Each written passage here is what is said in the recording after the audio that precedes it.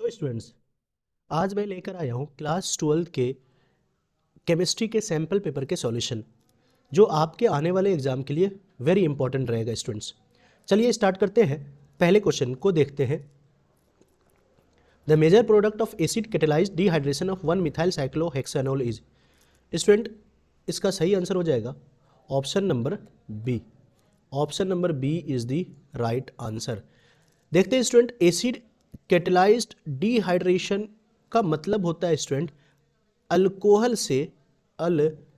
से वाटर का रिमूवल और अल्कीन का फॉर्मेशन।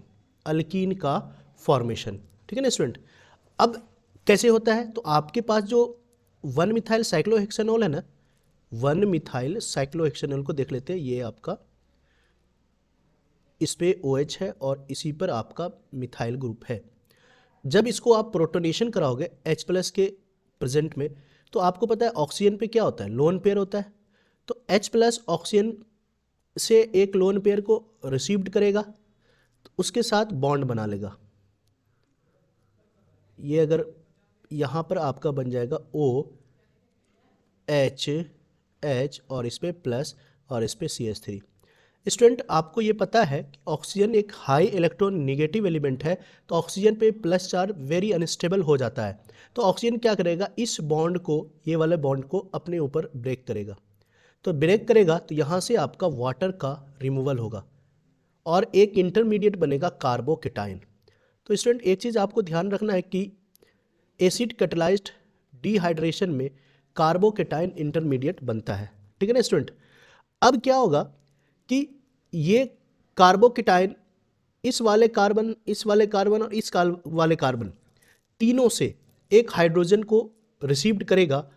तो अगर मैं इस वाले कार्बन से हाइड्रोजन, यहाँ पे एक हाइड्रोजन है, यहाँ से हाइड्रोजन तोड़ के इसको दूँ, तो यहाँ से H+ निकलेगा। तो H+ निकलेगा तो आपका यहाँ पर डबल बॉन्ड बन जाएगा यहाँ पर, और ये आपका CH3, यानी ये बन गया 1 मिथाइल साइक्लोहेक्सीन। अच्छा, तो ये मेजर प्रोडक्ट होगा। क्यों? अकॉर्डिंग टू सिडजेप्स ये कहता है कि more alkylated alkene is the major product. अगर माइनर की बात करें तो अगर H यहाँ से निकलेगा तो यहाँ पर अल्कीन बन जाएगा, तो ये माइनर प्रोडक्ट हो जाएगा, COOH2, ये माइनर प्रोडक्ट हो जाएगा। ये आपको ध्यान में रखना है स्टूडेंट। ये इसी तरह आपका आंसर हो गया 1 मिथाइल साइक्लोहेक्सीन। अगर आपसे रेट ऑफ डिहाइड्रेशन पूछे, रेट ऑफ डिहाइड्रेशन पूछे, तो डायरेक्टली प्रोपोर्शनल होता है स्टेबिलिटी ऑफ कार्बोकेटाइन। यानी अगर 3 डिग्री अल्कोहल है, वो ज़्यादा स्टेबल होगा, ज़्यादा जल्दी डिहाइड्रेशन करेगा। 2 डिग्री होगा और 1 डिग्री होगा। ये चीज़ आपको ध्यान में रखना है। अगर आपसे रेट ऑफ डिहाइड्रेशन पूछता तो आपको डिग्री देखना पड़ता कि अल्कोहल कौन से डिग्री पर है, उस हिसाब से वो रेट आपका डिसाइड होता। चलिए स्टूडेंट, आगे बढ़ते हैं। आइए स्टूडेंट, क्वेश्चन नंबर 2 देखते हैं। विच of the following compounds is more reactive towards SN1 reaction. Student, अगर आपसे पहले मैं SN1 रिएक्शन की बात करूं, तो SN1 की जो रिएक्टिविटी होती है ना, वो डायरेक्टली प्रोपोर्शनल होती है स्टेबिलिटी ऑफ कार्बोकेटाइन। स्टूडेंट, क्योंकि इसमें जो इंटरमीडिएट बनता है कार्बोकेटाइन बनता है, इसीलिए SN1 की जो रिएक्टिविटी है ना, वो स्टेबिलिटी ऑफ कार्बोकेटाइन पे डिपेंड करती है। जिसका कार्बोकेटाइन जितना ज़्यादा स्टेबल होगा, वो उतनी ज़्यादा आपका SN1 रिएक्शन शो करेगा। तो स्टूडेंट, पहला ऑप्शन देख लेते हैं। पहला ऑप्शन में आपको क्या है, CH2 double bond CH2 Br। अगर यहाँ से Br रिमूव होता है तो इस पर प्लस आता है, तो यहाँ से ये पाई कंजुगेशन में है, तो यहाँ रेजोनेंस होगा।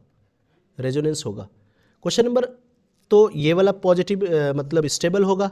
लेकिन question number option number B को देखते हैं कि यहाँ पर आपका बेंजाइल कार्बोकेटाइन बनेगा। ये देखिए, बेंजीन है और बेंजीन के साथ आपको CH2+ है, तो benzyl carbocation.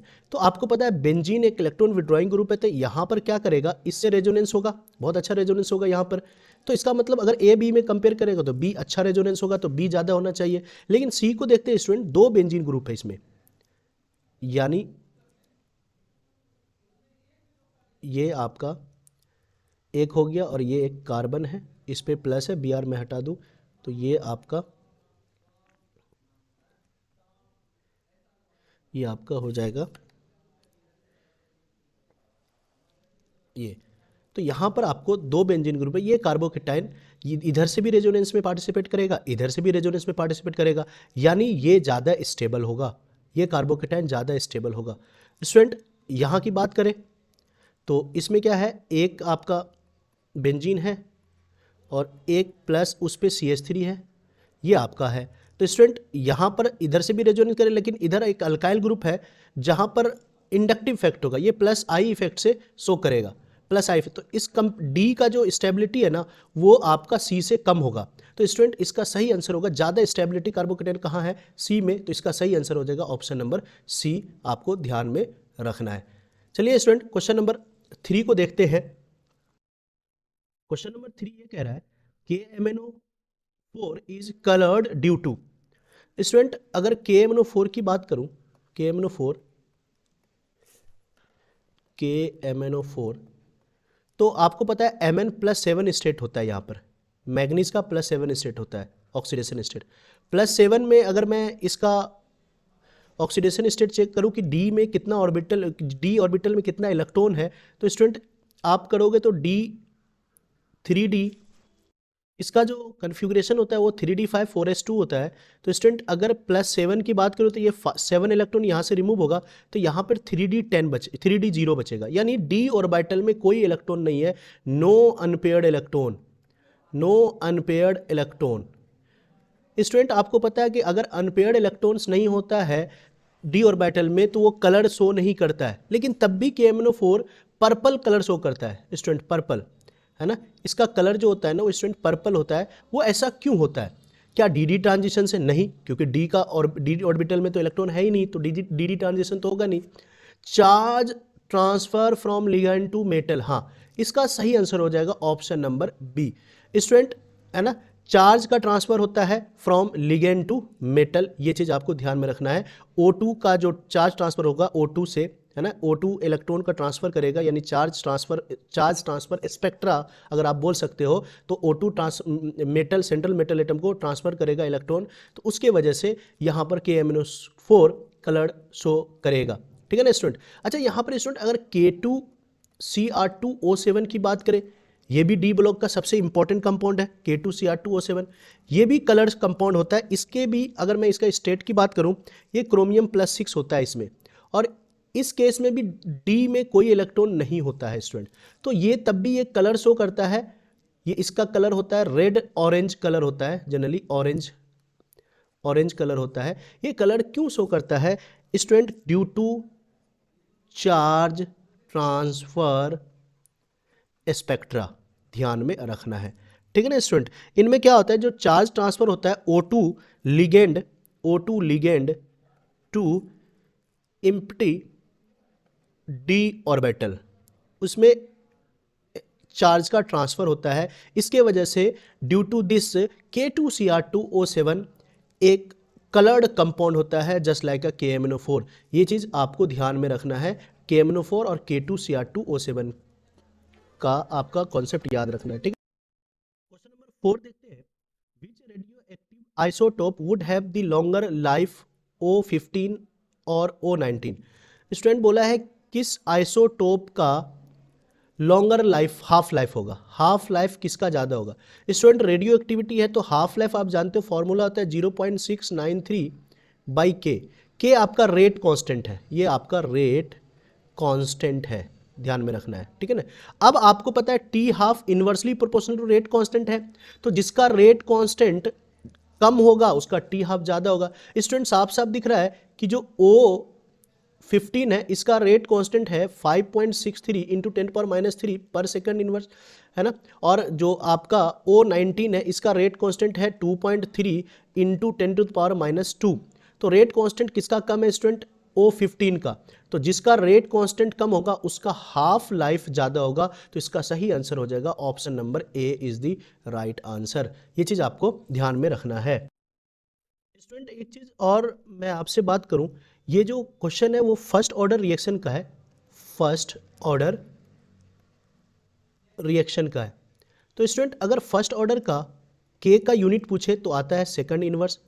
Student first order की बात करूं तो फर्स्ट ऑर्डर में फर्स्ट ऑर्डर का जो टी हाफ है वो कंसंट्रेशन पे डिपेंड नहीं करता, इनिशियल कंसंट्रेशन पे डिपेंड नहीं करता है स्टूडेंट, ये चीज़ आपको ध्यान रखना है स्टूडेंट। फर्स्ट ऑर्डर की बात और करूं तो फर्स्ट ऑर्डर का अगर 70% रिएक्शन को कंप्लीट होने में 2 टी हाफ लगते हैं, यानी 2 हाफ लाइफ लगता है।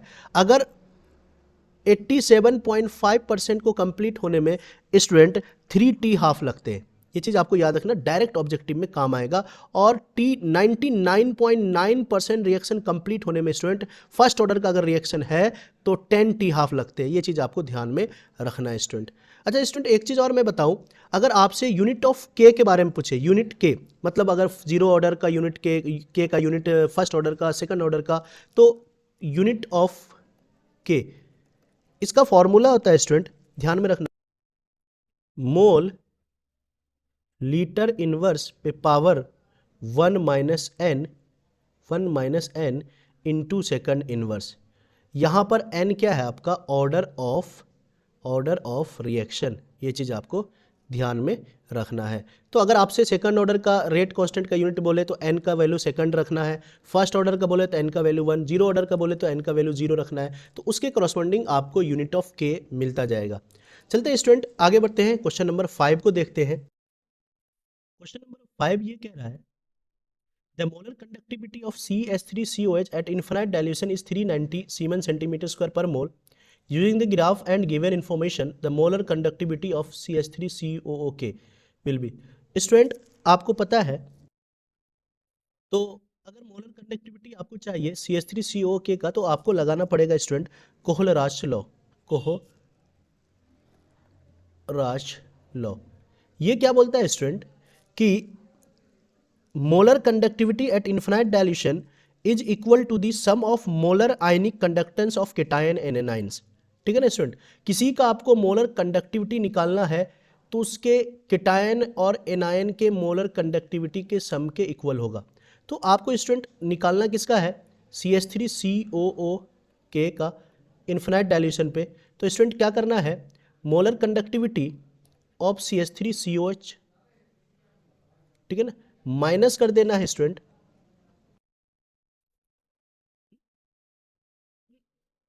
लेमडा HCl को माइनस कर देना है एट इन्फिनाइट डाइल्यूशन, और प्लस कर देना है KCl के मोलर कंडक्टिविटी को एट इन्फिनाइट डाइल्यूशन।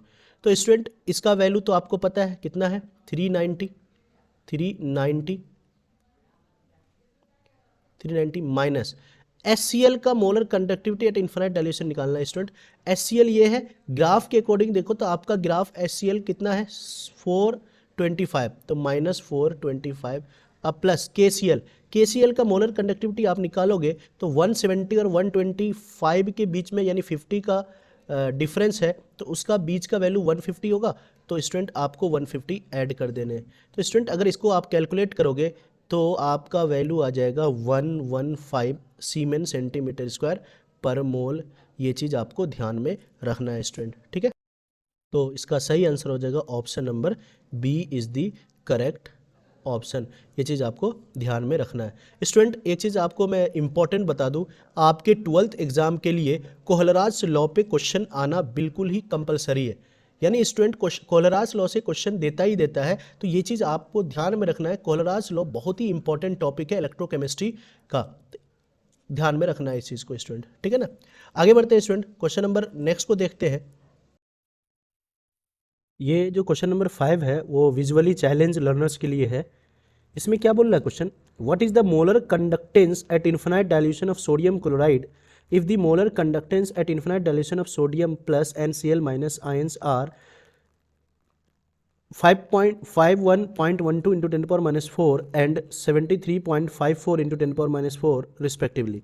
तो स्टूडेंट आपको मोलर कंडक्टिविटी NaCl का निकालना है, NaCl का एट इन्फिनाइट डाइल्यूशन। तो आपको पता है अकॉर्डिंग टू कोहलराज लॉ इसका जो मोलर कंडक्टिविटी होगा इसके केटायन और एनायन के मोलर कंडक्टिविटी के सम के बराबर होगा, ये चीज़ आपको पता होना चाहिए। तो स्टूडेंट सिंपल सा, सोडियम प्लस का कितना है इन्फिनाइट डाइल्यूशन पे मोलर कंडक्टेंस आपका है 51.12 into 10 to the power minus 4 plus Cl minus का है 73.54 इंटू 10⁻⁻⁴। तो स्टूडेंट 10⁻⁻⁴ अगर कॉमन ले लूँ तो 5.12 प्लस 73.54 इंटू 10⁻⁻⁴। तो इसको आप जब ऐड करोगे तो अप्रॉक्स आपका 124.66 इंटू 10⁻⁻⁴ सीमेन सेंटीमीटर स्क्वायर पर मोल आपका आंसर आएगा। तो स्टूडेंट इसका सही आंसर हो जाएगा option number A is the correct option. चलिए स्टूडेंट आगे बढ़ते हैं, क्वेश्चन नंबर 6 को देखते हैं।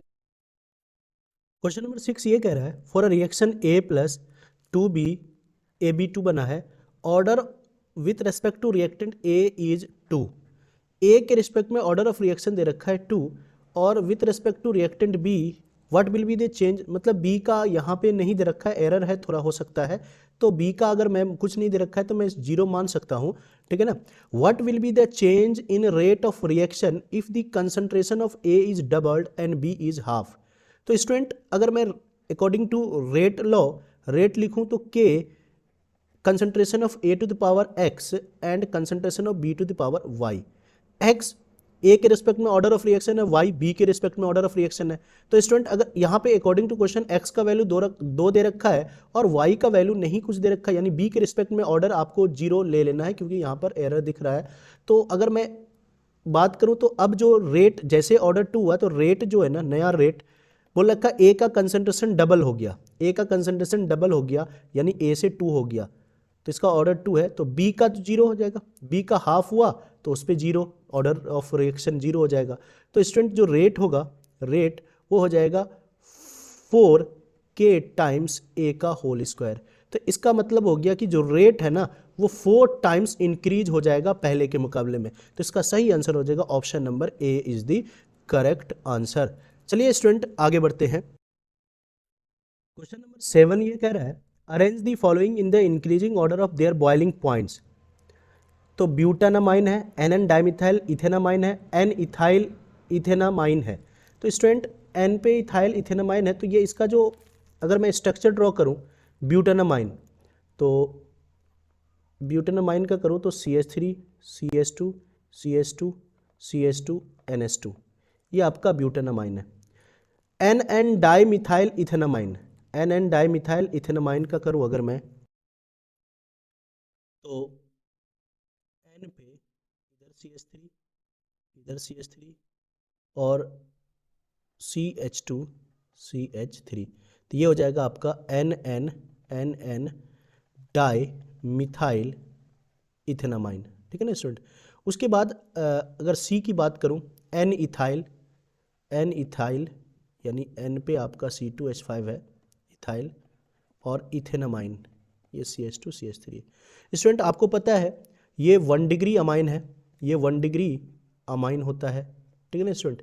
ये आपका 3 डिग्री अमाइन है, 3 डिग्री अमाइन है क्योंकि N से 3 अमाइल ग्रुप यहाँ पर बॉन्डेड है स्टूडेंट, ये चीज़ आपको ध्यान। और ये आपका 2 डिग्री अमाइन है, 2 डिग्री अमाइन है, ठीक है ना स्टूडेंट, ये चीज़ आपको ध्यान में रखना है। तो स्टूडेंट एक चीज़ यहाँ पर देखो कि यहाँ पर जो नाइट्रोजन के पास ना 2 हाइड्रोजन है, 2 हाइड्रोजन है। तो स्टूडेंट नाइट्रोजन एक मोर इलेक्ट्रॉन निगेटिव है, तो इसके पास 2 हाइड्रोजन का मतलब है ये 2 H बॉन्ड बनाएगा, H बॉन्ड 2 हाइड्रोजन बॉन्डिंग बनाएगा। यहाँ पर एक भी हाइड्रोजन नहीं है तो यहाँ पर no hydrogen bonding, no H bond, hydrogen bonding नहीं होगा। और यहाँ पर एक हाइड्रोजन है तो यानी एक H बॉन्ड बनेगा। स्टूडेंट आपको पता है कि जो बॉइलिंग पॉइंट है, boiling point directly proportional to होता है हाइड्रोजन बॉन्डिंग। तो स्टूडेंट जिसमें हाइड्रोजन बॉन्डिंग ज़्यादा होगा उसका बॉइलिंग पॉइंट ज़्यादा होगा। तो स्टूडेंट देखने से लग रहा है कि यहाँ पर 2 हाइड्रोजन बॉन्डिंग है तो इसका बॉइलिंग पॉइंट ज़्यादा होगा, यानी आपका A सबसे ज़्यादा है और उसके बाद आपका C सबसे ज़्यादा है, लास्ट में आपका D, तो इस B लास्ट में आपका B होगा। तो ACB इसका ऑप्शन हो जाएगा आपका D is the correct option. Student एक चीज़ और यहाँ पर मैं बताते जाऊँ कि अगर 1 डिग्री अमाइन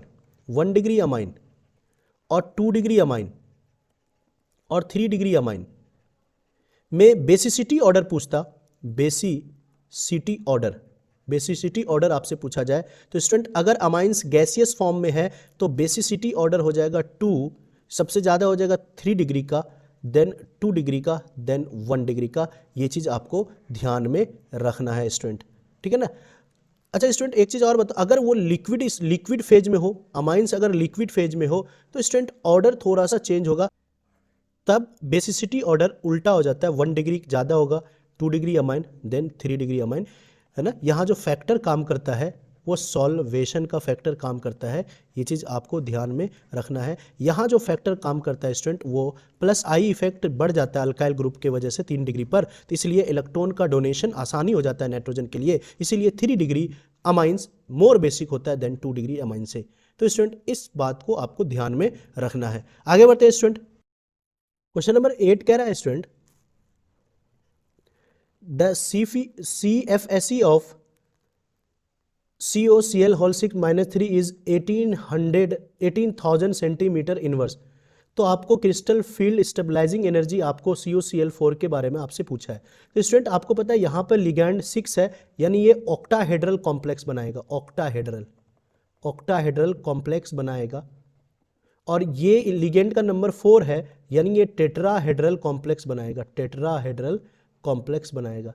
तो स्टूडेंट आपको रिलेशन पता होगा, जो टेट्राहेड्रल कॉम्प्लेक्स की जो CFSE होगी डेल्टा टी, वो इक्वल टू होता है 4/9 टाइम ऑफ डेल्टा नोट, यानी delta naught stabilizing energy for octahedral complex, यानी CFSE for octahedral and delta T is the CFSE for tetrahedral, इन दोनों में ये रिलेशन होता है। तो स्टूडेंट आपसे पूछा है टेट्राहेड्रल का, यानी आपका आंसर हो जाएगा 4/9, डेल्टा नोट आपका दे रखा है, मतलब CFSE फॉर ऑक्टाहेड्रल आपको दे रखा है 18,000, तो अगर आप 18,000 का वैल्यू रख दोगे तो 9 तो यहाँ 2000 और 2000 में 4 मल्टीप्लाई होगा, यानी आपका आंसर हो जाएगा 8000 सेंटीमीटर इनवर्स। तो ऑप्शन के अकॉर्डिंग आपका हो जाएगा answer B is the correct option.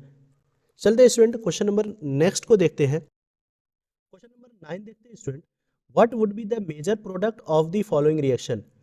Student आपका ये ईथर है, ईथर को HBr से आप रिएक्शन करा रहे हो, तो ए और बी आपको चाहिए क्या होगा। तो स्टूडेंट अगर मैं आपसे इसका स्ट्रक्चर ड्रॉ करूं तो ये आपका है फिनाइल ग्रुप, और इस पे आपका CH2 है, O है, फिर इसके साथ आपको डायरेक्ट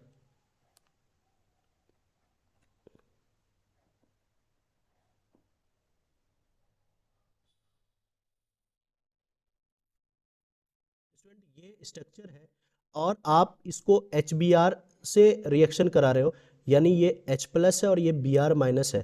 तो स्टूडेंट आपको पता है कि ये ऑक्सीजन है और ये CH2 ग्रुप है, तो कौन सा बॉन्ड टूटेगा, ये वाला बॉन्ड टूटेगा या ये वाला बॉन्ड टूटेगा। तो स्टूडेंट अगर कोई भी बॉन्ड टूटेगा तो स्टेबिलिटी ऑफ कार्बोकेटाइन आप चेक करोगे, तो स्टूडेंट आपको ये बॉन्ड तो टूटेगा नहीं, इधर टूटेगा तो इस पे प्लस आ जाएगा, इस पे प्लस, और ये प्लस में कोई रेजोनेंस नहीं होता, ये अनस्टेबल होगा। तो स्टूडेंट बॉन्ड जो टूटेगा ना, ये वाला बॉन्ड टूटेगा, तो ये वाला बॉन्ड ऑक्सीजन अपने ऊपर तोड़ेगा, तो ऑक्सीजन पे आ जाएगा निगेटिव और इस पे आ जाएगा positive for stability of carbocation. तो इसका जो इंटरमीडिएट बनेगा स्टूडेंट वो आपका ये बनेगा CH2+, और दूसरा बनेगा आपका फेनोक्साइड आयन। क्या बनेगा आपको, फेनोक्साइड आयन। आप जानते हो फेनोक्साइड आयन स्टेबलाइज रेजोनेटिंग है ना कंडीशन में है, तो ये बेंजीन रिंग से रेजोनेंस में पार्टिसिपेट कर रहा है, तो ये भी स्टेबिलिटी है। अब आपको पता यहाँ पर H+ और Br- को अटैक कराना है, तो आप खुद देखो H+ कहाँ अटैक करेगा, O- पर, निगेटिव साइड पर, और Br- कहाँ अटैक करेगा, पॉजिटिव साइड पर। तो आपका जो प्रोडक्ट बनेगा वो बनेगा एक CH2Br और एक आपका फिनोल बन जाएगा स्टूडेंट, एक आपका फिनोल बन जाएगा। तो CH2Br फिनोल किस में है student, C6H5 CH2Br and phenol, आपका option number D is the correct answer हो जाएगा स्टूडेंट। चलते हैं स्टूडेंट आगे बढ़ते हैं, क्वेश्चन नंबर 10 को देखते हैं student, which of the following statement is not correct for amines. पहला है आपका, पहला है फर्स्ट बोल रहा है most alkyl amines are more basic than ammonia solution. Question number 10 कह रहा है which of the following statement is not correct for amines.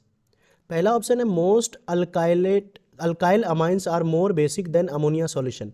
Student आपको पता है कि 3 डिग्री अल्काइल अमाइंस ज़्यादा बेसिक होता है 2 डिग्री से, 2 डिग्री ज़्यादा बेसिक होता है 1 डिग्री से। तो मोस्ट अल्काइल अमाइंस तो 3 डिग्री है, तो ये तो ज़्यादा बेसिक है ही है अमोनिया से ज़्यादा बेसिक तो है ही है। तो ये चीज़ आपको ध्यान में रखना है। तो बोल रहा है कि most alkyl amines are more basic than ammonia, तो 3 डिग्री सबसे ज़्यादा बेसिक होता है, देन 2 देन 1 देन लास्ट में अमोनिया। ठीक है ना स्टूडेंट, तो ये तो सही है, ये करेक्ट ऑप्शन है। उसके बाद ऑप्शन बी बोल रहा है P K B value of ethyl amine is lower. Student ethyl amine जो होता है ना, इथाइल अमाइन और ये आता है benzyl amine, benzyl amine. Student ethyl amine यहाँ पर इंडक्टिव इफेक्ट है, तो ये इलेक्ट्रॉन को इजीली डोनेट कर देगा, है ना, यानी ये मोर बेसिक है देन बेंजाइल अमाइन से, क्योंकि बेंजाइल अमाइन में रेजोनेंस हो जाएगा और रेजोनेंस हो जाएगा तो इलेक्ट्रॉन को डोनेट सही से नहीं कर पाएगा, तो इसीलिए इथाइल अमाइन ज़्यादा बेसिक है बेंजाइल अमाइन से। ठीक है ना। और स्टूडेंट आपको पता है जो ज़्यादा बेसिक होता है उसका के बी वैल्यू ज़्यादा होता है और पी के बी वैल्यू कम होता है। ठीक है ना, तो इथाइल अमाइन ज़्यादा बेसिक है तो उसका P K B value lower होगा, किससे, बेंजाइल अमाइन से, तो ये भी सही है। स्टूडेंट सी ऑप्शन देखते हैं, जो मिथेनामाइन है ना, मिथेनामाइन अगर नाइट्रस एसिड के साथ रिएक्शन कराते हो तो स्टूडेंट ये आपका डायजोनियम रिएक्शन होता है, डायजोनियम सॉल्ट रिएक्शन होता है, तो इसमें NO2 गैस नहीं देता है स्टूडेंट, इसमें N2 गैस रिलीज होता है, N2। तो ये ऑप्शन इनकरेक्ट है, तो यानी इसका सही आंसर हो जाएगा option number C is the correct option. ये चीज आपको ध्यान में रखना है। Which of the following test reaction is given by aldehyde as well as ketones. Student इसका आंसर हो जाएगा option number C. Student C जो है 2,4 DNP टेस्ट, ये आपको अल्डिहाइड टेस्ट भी देता है और कीटोन टेस्ट भी देता है। स्टूडेंट अगर मैं फेहलिंग टेस्ट की बात करूं तो ओनली एलिफेटिक अल्डिहाइड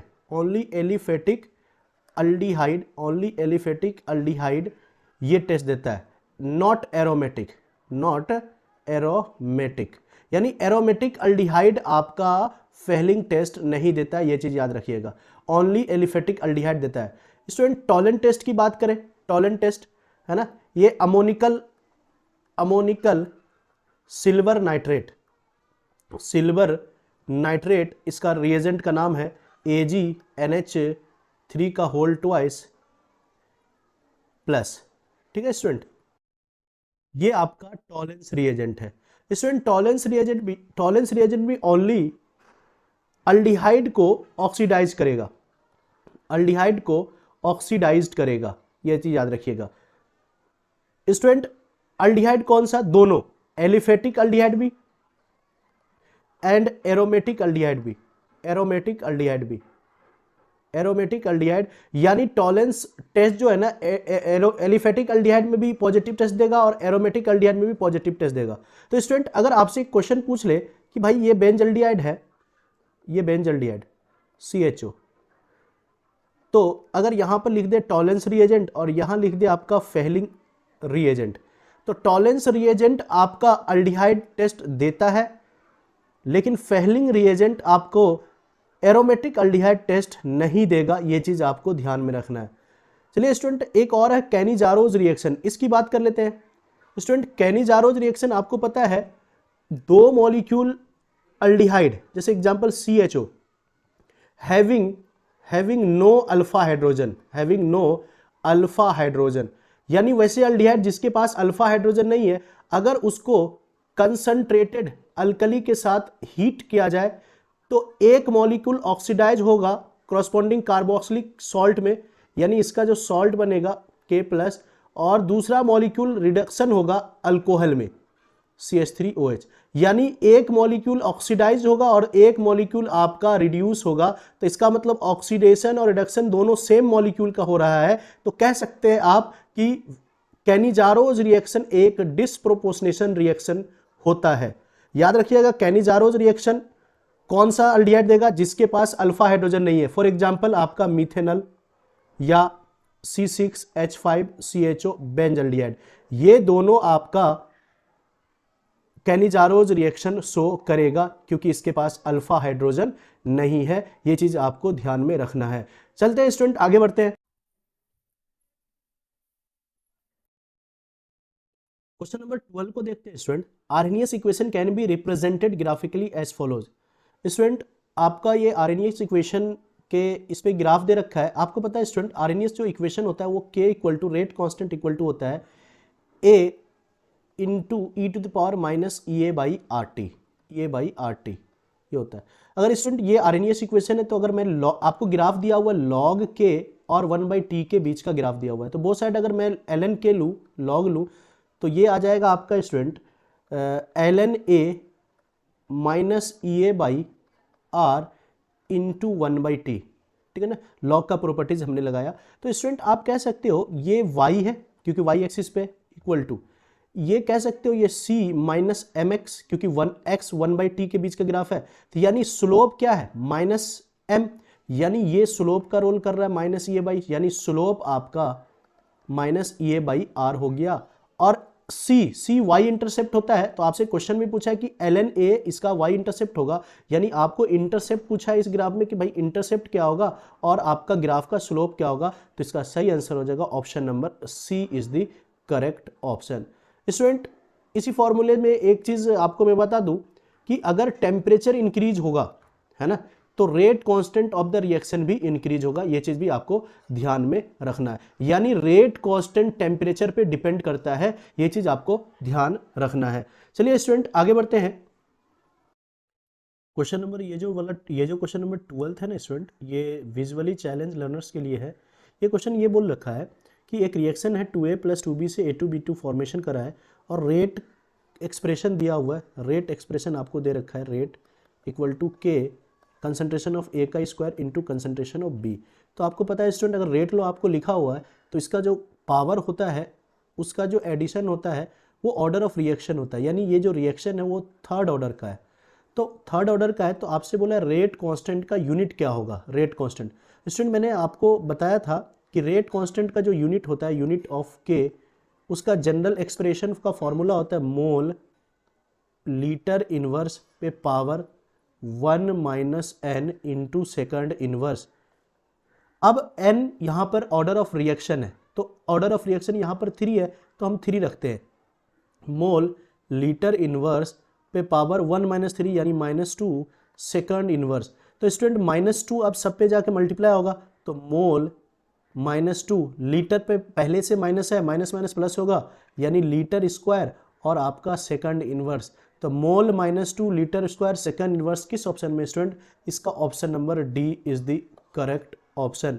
चलते हैं स्टूडेंट आगे बढ़ते हैं। क्वेश्चन नंबर 13 कह रहा है the number of ions formed on dissolving one molecule of FeSO4 dot NH4 whole twice SO4 dot 6H2 student in water.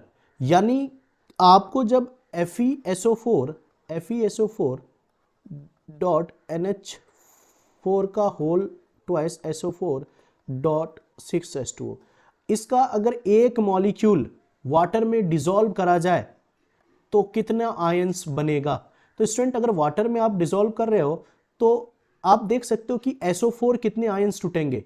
तो अगर मैं Fe+2 में जाएगा, यहां से SO4 - 2 और यहां से आपका SO4 - 2 यानी 2SO4 - 2, 2 आयंस SO4 - 2 का होगा, एक आयन Fe+2 का होगा। स्टूडेंट यहां पर NH4+2 तो आपको NH4+2 ये 2 आयंस में NH4+1 टूटेगा। तो 2 और 2 और 1 टोटल कितने आयंस में टूटेगा स्टूडेंट। वर्नर्स थ्योरी के अकॉर्डिंग वर्नर ने कहा था कि सभी आयंस अपने अपने ब्रेक हो जाएंगे, सेपरेट हो जाएगा अगर वाटर में डिसॉल्व करोगे। तो स्टूडेंट अगर यहाँ पर काउंट करूँ तो 1 Fe, 2 SO4 और 2 NH4 तो टोटल कितने हो गए 2 5। तो स्टूडेंट इसका सही ऑप्शन हो जाएगा 5 आयंस। चलते हैं स्टूडेंट क्वेश्चन नंबर 14 को देखते हैं। क्वेश्चन नंबर 14 कह रहा है the oxidation of toluene to benzaldehyde by chromyl chloride is called. Student इसका सही आंसर हो जाएगा इटार्ड रिएक्शन, ठीक है ना। इटार्ड रिएक्शन क्या होता है स्टूडेंट, अगर आप टॉलिन को क्रोमाइल क्लोराइड के साथ, क्रोमाइल क्लोराइड क्या होता है CrO2Cl2 in the presence of carbon disulphide along with, मान लो ये फर्स्ट नंबर है, second number, along with hydrolysis ठीक है ना, ये आपका क्रोमाइल क्लोराइड है, ये CrO2Cl2, इसी को बोलते हैं क्रोमाइल क्लोराइड। तो आपको डायरेक्ट CH3 ग्रुप हट जाएगा और वहां पे लग जाएगा आपका बेंज अल्डिहाइड, यानी अल्डिहाइड ग्रुप लग जाएगा, तो ये आपका आ जाएगा बेंज अल्डिहाइड। तो स्टूडेंट ये चीज आपको ध्यान में रखना है कि बेंज अल्डिहाइड क्रोमाइल क्लोराइड के प्रेजेंस में, ठीक है ना, बनता है टॉलिन से। ठीक है ना, टॉलिन को जब क्रोमाइल क्लोराइड से रिएक्शन कराओगे तो आपका बेंजल्डिहाइड बनेगा। स्टूडेंट रेमर टाइमन रिएक्शन क्या होता है? रेमर टाइमन रिएक्शन क्या होता है, एक चीज यहां भी देख लेते हैं। जब फेनोल फेनोल का रिएक्शन आप क्लोरोफॉर्म के साथ CaCl3 in the presence of aqueous NaOH, तो स्टूडेंट इसमें सेलिसाइल अल्डिहाइड का फॉर्मेशन होता है, सेलिसाइल अल्डिहाइड का फॉर्मेशन होता है ना, यानी फिनोल के रिस्पेक्ट में ऑर्थो पोजीशन पे अल्डिहाइड ग्रुप जुड़ जाएगा। स्टूडेंट इसका नाम है सेलिसाइल अल्डिहाइड। ठीक है ना स्टूडेंट, इस रिएक्शन में एक चीज और खास बात है, इसमें जो डाइक्लोरोकार्बिन CCl2, ये इसका इलेक्ट्रोफाइल है, ये याद रखिएगा आप, इलेक्ट्रोफाइल जो बेंजीन रिंग पर अटैक करेगा, है ना, फॉर्मेशन के लिए। ठीक है ना स्टूडेंट स्टेफन रिडक्शन की बात करें, स्टीफन रिएक्शन की बात करें, स्टीफन रिएक्शन क्या होता है? जब अल्केन नाइट्राइल को आप SnCl2 HCl के प्रेजेंस में along with हाइड्रोलाइसिस कराते हो, तो student direct nitrile group reduce हो जाएगा और अल्डिहाइड में बदल जाएगा। एक एग्जांपल के थ्रू समझते हैं, जैसे ये है इथेन नाइट्राइल है, तो स्टूडेंट अगर आप स्टीफन रिडक्शन करवाते हैं SnCl2 HCl के प्रेजेंस में H2OH+, तो स्टूडेंट डायरेक्ट CH3 जो साइनाइड ग्रुप है ना, CN जो नाइट्राइल ग्रुप है, वो डायरेक्ट आपका CHO ग्रुप में कन्वर्ट हो जाएगा। ये चीज़ आपको ध्यान में रखना है, यानी ये डायरेक्ट आपका अल्डिहाइड में बदल जाएगा, यानी आपका हो जाएगा 1,2, यानी इथेनल। ये चीज़ याद रखिएगा स्टूडेंट। क्वेश्चन नंबर 15 कह रहा है, असर्शन एंड रीजन का क्वेश्चन है। An ether is more volatile than an alcohol. Student आपको पता है जनरली अगर मैं ईथर की बात करूं तो ईथर जो है ना, इसके अंदर हाइड्रोजन बॉन्डिंग नहीं होता है ना, नो हाइड्रोजन बॉन्डिंग। और अल्कोहल फॉर्म H बॉन्ड। ठीक है ना स्टूडेंट, तो अल्कोहल हाइड्रोजन बॉन्डिंग फॉर्म करता है तो बॉइलिंग पॉइंट ऑफ अल्कोहल का ज्यादा होगा एज कंपेयर टू ईथर। तो जनरली बॉइलिंग पॉइंट ईथर का कम है, तो ईथर जल्दी बॉयल होगा, यानी मोर वोलाटाइल होगा। इसका मतलब ये स्टेटमेंट सही है। ठीक है ना। अच्छा, ether is polar in nature. अच्छा, ईथर क्या होता है? पोलर होता है, बिल्कुल ईथर पोलर होता है क्योंकि लोन पेयर इलेक्ट्रॉन है ना, आपका ईथर पोलर होता है। बट एक चीज आप कह सकते हो कि जो रीजन है ना वो सही नहीं है असर्शन का, यानी रीजन एक्सप्लेन नहीं कर रहा उसको। अगर रीजन में अगर रहता हाइड्रोजन बॉन्डिंग का रीजन, तब तो दोनों करेक्ट होता और एक्सप्लेन भी कर रहा होता। बट यहाँ असर्शन भी सही है और रीजन भी सही है, यानी दोनों सही है, but reason is not correct explanation of A. तो इसका आंसर हो जाएगा option number B is the correct answer. चलिए स्टूडेंट आगे बढ़ते हैं। क्वेश्चन नंबर 16 कह रहा है, assertion में proteins are found to have two different type of secondary structure, alpha helix and beta, है ना, प्लेटेड सीट स्ट्रक्चर। रीजन कह रहा है the secondary structure of protein is stabilised by hydrogen bonding. Student अगर assertion की बात करें तो assertion भी आपका ट्रू है, और आपका सेकेंडरी जो स्ट्रक्चर है ना प्रोटीन का, वो जो स्टेबल होता है ना, वो हाइड्रोजन बॉन्डिंग के रीजन से होता है, तो ये भी ट्रू है। बट स्टूडेंट है ना, रीजन करेक्ट एक्सप्लेन नहीं कर रहा है assertion को, तो इसका भी आंसर हो जाएगा option number B is the correct answer. चलिए आगे बढ़ते। क्वेश्चन नंबर 17 कह रहा है, assertion में magnetic moment values of actinides are lesser than the theoretically predicted values. Student actinides में जो पुअर शिल्डिंग इफेक्ट के कारण जो होता है ना, मैग्नेटिक मोमेंट उसका कम होता है, तो ये तो आपका ट्रू है, ये तो आपका ट्रू है। Actinides elements are strongly paramagnetic. Student बिल्कुल ये भी सही है, ये भी ट्रू है, क्योंकि इसमें अनपेयर्ड इलेक्ट्रॉन पैरामैग्नेटिक का रीजन क्या होता है? अनपेयर्ड इलेक्ट्रॉन होना, अनपेयर्ड इलेक्ट्रॉन को होना, तो ये भी ट्रू है, बट रीजन करेक्ट एक्सप्लेनेशन नहीं दे रहा है, तो यानी इसका भी आंसर हो जाएगा B, both A and R true but R is not correct explanation of A. ध्यान में रखिएगा स्टूडेंट। आगे बढ़ते हैं, क्वेश्चन नंबर 18 को देखते हैं। एसर्शन कह रहा है tertiary amines are more basic than corresponding secondary and primary amines in gaseous state. Student मैं आपको ऑलरेडी इसी वीडियो में बता चुका हूं कि 3 डिग्री अमाइन टर्सरी अमाइन ज़्यादा बेसिक होता है, 2 degree amine then 1 degree amine and then ammonia. ये चीज़ आपको ध्यान में रखना है, ये गैसियस स्टेट में है तब, गैसियस स्टेट में है तब। अच्छा 3 डिग्री अमाइन क्यों, 3 डिग्री अमाइन क्यों ज़्यादा बेसिक होता है स्टूडेंट? क्योंकि सभी तरफ से इसको इंडक्टिव इफेक्ट काम कर रहा है, दोनों सभी alkyl group plus I effect show करता है, प्लस आई इफेक्ट शो करता है, और ये इलेक्ट्रॉन को डोनेट कर रहा है, इलेक्ट्रॉन को डोनेट कर रहा है, तो ये इलेक्ट्रॉन जो इसके पास नाइट्रोजन के पास लोन पेयर है 3 डिग्री में, तो ये इजीली डोनेट कर देगा, इजीली डोनेट कर देगा, और ये सबसे अच्छा बेसिक होता है स्टूडेंट। ये चीज आपको ध्यान में रखना है। अगर यहीं पर लिक्विड स्टेट में पूछता, यानी एक्वस फेज में पूछता आपसे, एक्वस फेज में, तब आपका प्राइमरी अमाइन ज्यादा बेसिक होता है सेकेंडरी अमाइन और टर्सरी अमाइन से। ये चीज आपको ध्यान में रखना है स्टूडेंट। तो रीजन मतलब एसर्शन सही है, एसर्शन बिल्कुल सही है कि टर्सरी अमाइन मोर बेसिक है गैसियस स्टेट में। अब रीजन देखते हैं, tertiary amine have 3 alkyl group, बिल्कुल 3 alkyl group, R R R 3 alkyl group है, which cause plus I effect. अभी आपको बताया कि प्लस आई इफेक्ट बढ़ता है ना अल्काइल ग्रुप बढ़ने से।